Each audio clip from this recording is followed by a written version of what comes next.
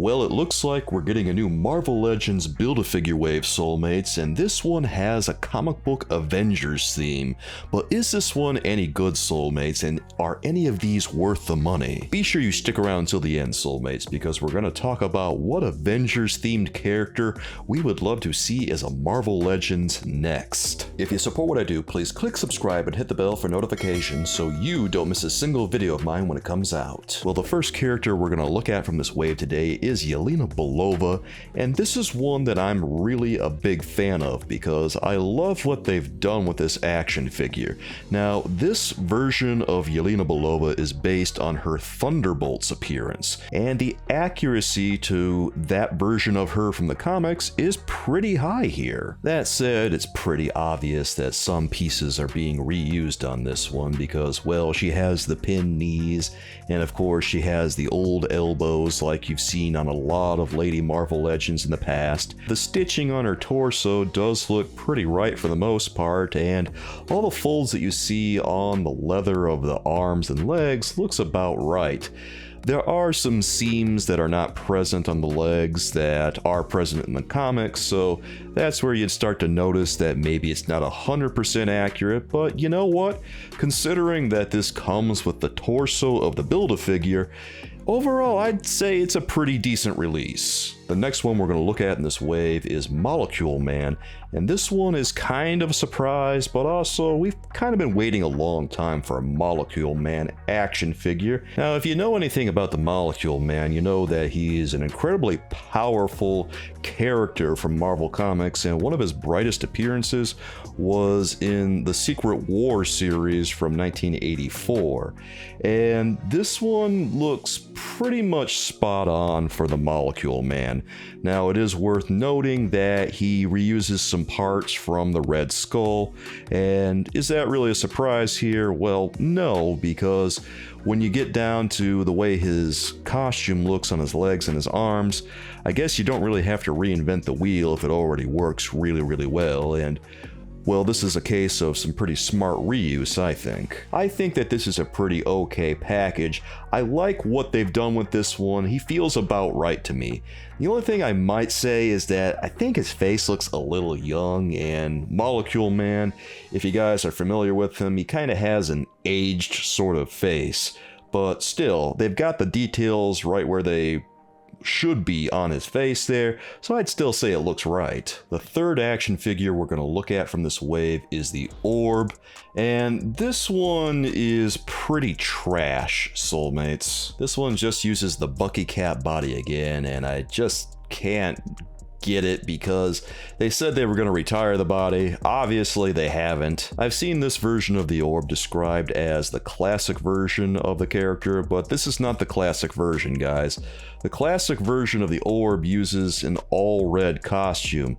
He wears a jacket with a wide white belt. It's a lot classier looking than what we're seeing on this action figure, which just looks like his Evel Knievel knockoff design. One of the nice things about this one is that he does come with his gun, so can't complain about that, but I can complain about the rest of the action figure. Woof. The next one we're going to look at from this wave, guys, is Wonder Man, and this one is based on his safari outfit or his movie star outfit.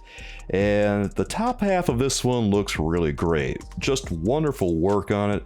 Bottom half of it is kind of trash. The reason I think that is because this one reuses the Red Skull's lower body again, just like Molecule Man, and whenever they do that in a wave, it's always really tacky, and it looked good on Molecule Man, but here it doesn't really look like what we see from the comics. In the comics, Wonder Man wears a pair of, I don't even know what you call them, but you see them a lot on safari outfits and old-timey movie directors and stuff, where the thighs and the pants kind of flare out a bunch. And also, you know, in the comics his boots go a little higher than what we see here. It just doesn't look right when we look at the artwork. But aside from that, I really love the upper body, and you can really tell that the sculptor paid a lot of attention to detail on making that.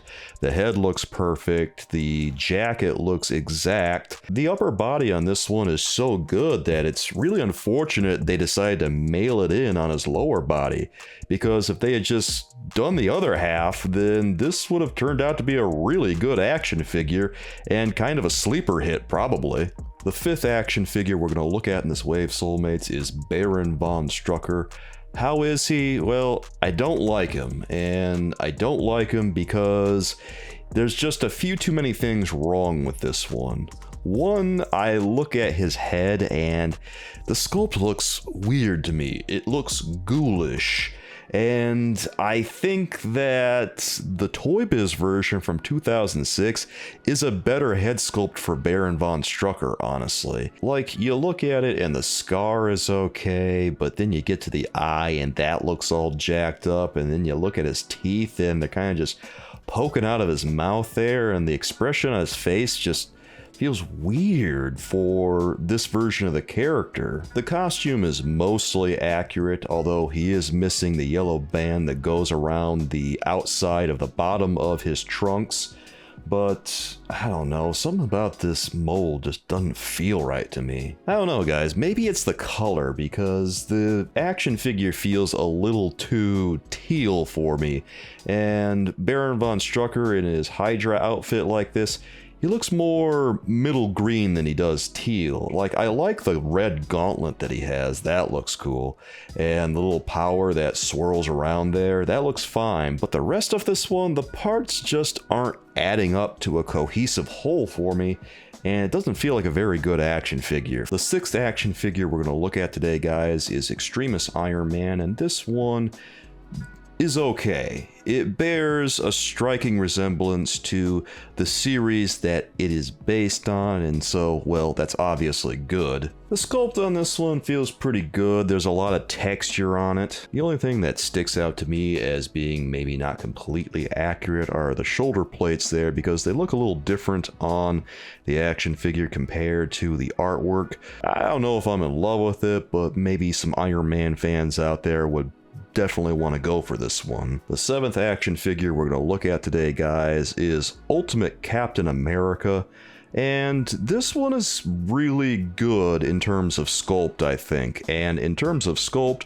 I think that this one is the best Captain America that Hasbro has ever put out. And I think it's pretty apparent that Hasbro put a lot of their resources into this one, and the quality speaks for itself on the sculpt, because, man, you can see all kinds of things happening on here. You can see his chainmail up on his chest going on, and you see the little stitches where his mask meets and everything, and the stitching going down his pants too, and the texture of his gloves and boots. I mean, everything looks awesome here, dude. I thought that maybe they retooled the 20th anniversary Captain America's head to go along with this version of Captain America, but no, it looks like they've done two separate heads. It's just that Ultimate Captain America kinda has that Matt Salinger look like the 20th anniversary one does. If you're gonna get one of the action figures from this wave, I think this is probably the one to get. The last action figure we're going to look at today, guys, is the Build-A-Figure Puff Adder.